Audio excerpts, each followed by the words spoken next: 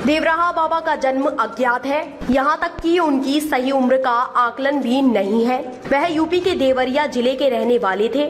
मंगलवार 19 जून सन 1990 को योगिनी एकादशी के दिन अपना प्राण त्यागने वाले इस बाबा के जन्म के बारे में संशय है। कहा जाता है कि वह करीब 900 साल तक जिंदा थे। बाबा के संपूर्ण जीवन के बारे में अलग अलग मत है। कुछ लोग उनका जीवन 250 साल तो कुछ लोग 500 साल मानते हैं। भारत के एक उत्तर प्रदेश के देवरिया जनपद में एक योगी सिद्ध महापुरुष एवं स्नत पुरुष थे। देवराहा बाबा डॉक्टर राजेंद्र प्रसाद, महावना, मदन मोहन मालवीय, पुरुषोत्तम दास टंडन जैसी विभूतियों ने पूज्य देवराहा बाबा के समय समय पर दर्शन कर अपने को कृतार्थ अनुभव किया था। पूज्य महर्षि पातंजलि द्वारा प्रतिपादित अष्टांग योग में पारंगत थे। श्रद्धालुओं के कथनानुसार बाबा अपने पास आने वाले प्रत्येक व्यक्ति से बड़े प्रेम से मिलते थे और सबको कुछ न कुछ प्रसाद अवश्य देते थे। प्रसाद देने के लिए बाबा अपना हाथ ऐसे ही मचान के खाली भाग में रखते थे और उनके हाथ में फल, मेवे या कुछ अन्य खाद्य पदार्थ आ जाते थे, जबकि मचान पर ऐसी कोई भी वस्तु नहीं रहती थी। श्रद्धालुओं को कौतूहल होता था कि आखिर यह प्रसाद बाबा के हाथ में कहां से और कैसे आता है। जनश्रुति के मुताबिक वह खेचरी मुद्रा की वजह से आवागमन से कहीं भी कभी भी चले जाते थे। उनके आसपास उगने वाले बबूल के पेड़ों में कांटे नहीं होते थे। चारों तरफ सुगंध ही सुगंध होता था। लोगों में विश्वास है कि बाबा जल पर चलते भी थे और अपने किसी भी गंतव्य स्थान पर जाने के लिए उन्होंने कभी भी सवारी नहीं की और न ही उन्हें कभी किसी सवारी से कहीं जाते हुए देखा गया। बाबा हर साल कुंभ के समय प्रयाग आते थे। मार्कंडेय सिंह के मुताबिक वह किसी महिला के गर्भ से नहीं बल्कि पानी से अवतरित हुए थे। यमुना के किनारे वृंदावन में वह 30 मिनट तक पानी में बिना सांस लिए रह सकते थे। उनको जानवरों की भाषा समझ में आती थी। खतरनाक जंगली जानवरों को वह पल भर में काबू कर लेते थे। लोगों का मानना है कि बाबा को सब पता रहता था कि कब कौन कहां उनके बारे में चर्चा हुई। वह अवतारी थे। उनका जीवन बहुत सरल और सौम्य था।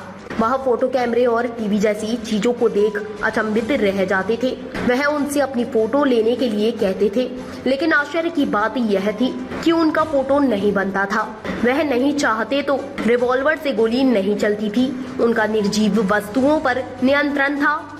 अपनी उम्र, कठिन तप और सिद्धियों के बारे में देवराहा बाबा ने कभी भी कोई चमत्कारिक दावा नहीं किया, लेकिन उनके इर्द गिर्द हर तरह के लोगों की भीड़ ऐसी भी रही जो हमेशा उनमें चमत्कार खोजते देखी गई। अत्यंत सहज, सरल और सुलभ बाबा के सानिध्य में जैसे वृक्ष, वनस्पति भी अपने आप को आश्वस्त अनुभव करते रहे। भारत के पहले राष्ट्रपति डॉक्टर राजेंद्र प्रसाद ने उन्हें अपने बचपन में देखा था। देश दुनिया के महान लोग उनसे मिलने आते थे और विख्यात साधु संतों का भी उनके आश्रम में समागम होता रहता था।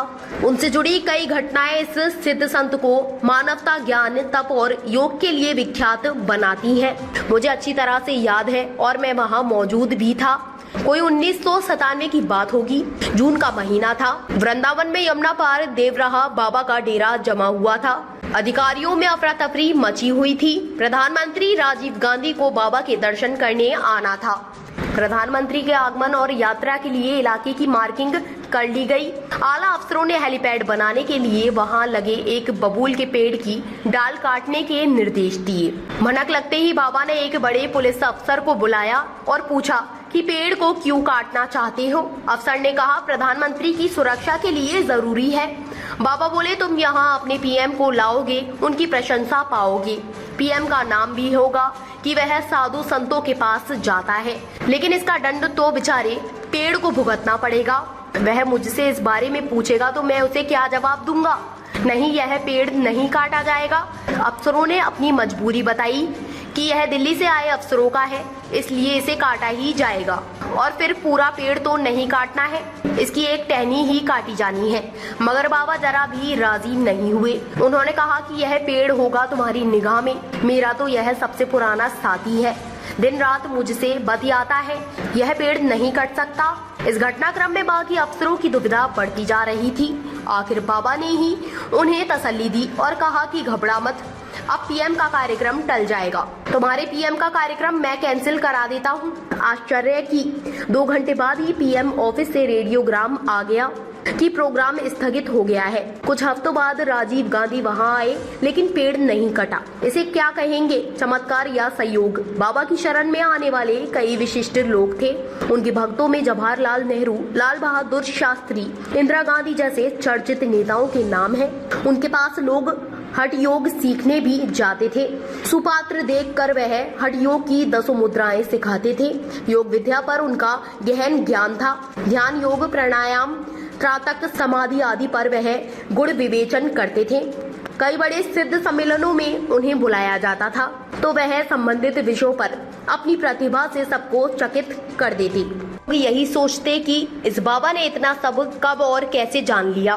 ध्यान, प्राणायाम, समाधि की पद्धतियों के वह सिद्ध थे ही। धर्माचार्य, पंडित, तत्वज्ञानी, वेदांती उनसे कई तरह के संवाद करते थे। उन्होंने जीवन में लंबी लंबी साधनाएं की। जन कल्याण के लिए वृक्षों, वनस्पतियों के संरक्षण, पर्यावरण एवं वन्य जीव के प्रति उनका अनुराग जग जाहिर था। देश में आपातकाल के बाद हुए चुनाव में जब इंदिरा गांधी हार गईं, तो वह भी देवहरा बाबा से आशीर्वाद लेने गईं। उन्होंने अपने हाथ के पंजे से उन्हें आशीर्वाद दिया। वहां से वापस आने के बाद इंदिरा ने कांग्रेस का चुनाव चिन्ह हाथ का पंजा निर्धारित कर दिया। इसके बाद 1980 में इंदिरा गांधी के नेतृत्व में भारतीय राष्ट्रीय कांग्रेस ने प्रचंड बहुमत प्राप्त किया और वह देश की प्रधानमंत्री बनी। वहीं यह भी मान्यता है कि इंदिरा गांधी आपातकाल के समय कांची कामकोठी पीठ के शंकराचार्य स्वामी चंद्रशेखरेंद्र सरस्वती से आशीर्वाद लेने गई थीं। वहां उन्होंने अपना दाहिना हाथ उठाकर आशीर्वाद दिया और हाथ का पंजा पार्टी का चुनाव निशान बनाने को कहा। बाबा महान योगी और सिद्ध संत थे। उनके चमत्कार हजारों लोगों को झंकृत करते रहे। आशीर्वाद देने का उनका ढंग निराला था। मचान पर बैठे बैठे ही अपना पैर जिसके सिर पर रख दिया वो धन्य हो गया। पेड़ पौधे भी उनसे बात करते थे। उनके आश्रम में बबूल तो थे मगर कांटे विहीन। यही नहीं, यह खुशबू भी बिखेरते थे। उनके दर्शनों को प्रतिदिन विशाल जनसमूह उमड़ता था। बाबा भक्तों के मन की बात भी बिना बताए जान लेते थे। उन्होंने पूरा जीवन अन्न नहीं खाया, दूध व शहद पीकर जीवन गुजार दिया। श्रीफल का रस उन्हें बहुत पसंद था। देवराहा बाबा को खेचरी मुद्रा पर सिद्धि थी, जिस कारण वे अपनी भूख और आयु पर नियंत्रण प्राप्त कर लेते थे। ख्याति इतनी कि जॉर्ज पंचम जब भारत आया तो अपने पूरे लाभ लश्कर के साथ उनके दर्शन करने देवरिया जिले के दियारा इलाके में मईल गांव तक उनके आश्रम तक पहुंच गया। दरअसल इंग्लैंड से रवाना होते समय उसने अपने भाई से पूछा था कि क्या वास्तव में इंडिया के साधु संत महान होते हैं। प्रिंस फिलिप ने जवाब दिया, हाँ, कम से कम देवराहा बाबा से जरूर मिलना। यह सन 1911 की बात है। जॉर्ज पंचम की यह यात्रा तब विश्व हिंदू के मंडरा रहे माहौल के चलते भारत के लोगों को बरतानिया हुकूमत के पक्ष में करने की थी। उससे हुई बातचीत बाबा ने अपने कुछ शिष्यों को बताई भी थी, लेकिन कोई भी उस बारे में बातचीत करने को आज भी तैयार नहीं। डॉक्टर राजेंद्र प्रसाद तब रहे होंगे कोई 2-3 साल के, जब वह अपने माता पिता के साथ वे बाबा के यहाँ गए थे। बाबा देखते ही देखते बोल पड़े, यह बच्चा तो राजा बनेगा। बाद में राष्ट्रपति बनने के बाद उन्होंने बाबा को एक पत्र लिखकर कृतज्ञता प्रकट की और सन 54 के प्रयाग कुंभ में बकायदा बाबा का सार्वजनिक पूजन भी किया। बाबा देवराहा 30 मिनट तक पानी में बिना सांस लिए रह सकते थे।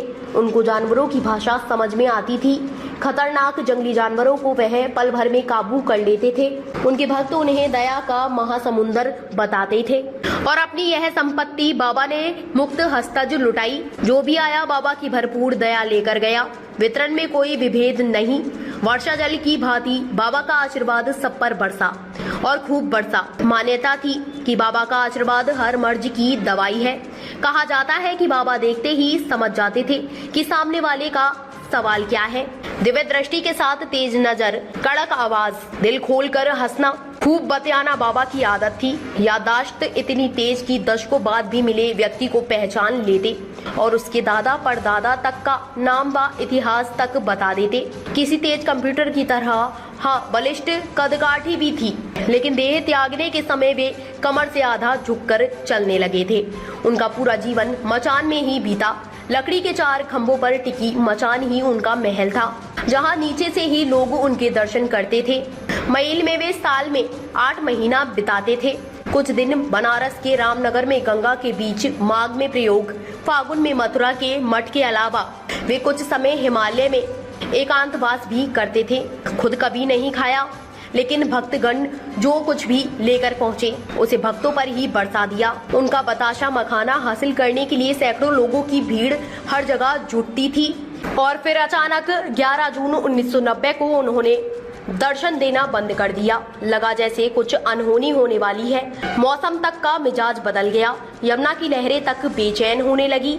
मचान पर बाबा त्रिभंद सिद्धासन पर बैठे ही रहे। डॉक्टरों की टीम ने थर्मामीटर पर देखा कि पारा अंतिम सीमा को तोड़ निकलने पर आमादा है। 19 तारीख को मंगलवार के दिन योगिनी एकादशी थी। आकाश में काले बादल छा गए। तेज आंधियां तूफान ले आईं। यमुना जैसे समुद्र को मात करने पर उतावली थी। लहरों का उछाल बाबा की मचान तक पहुंचने लगा। और इन्हीं सब के बीच शाम 4 बजे बाबा का शरीर स्पंदन रहित हो गया। भारतवर्ष के महान संत देवराहा बाबा जी को कोटि कोटि प्रणाम।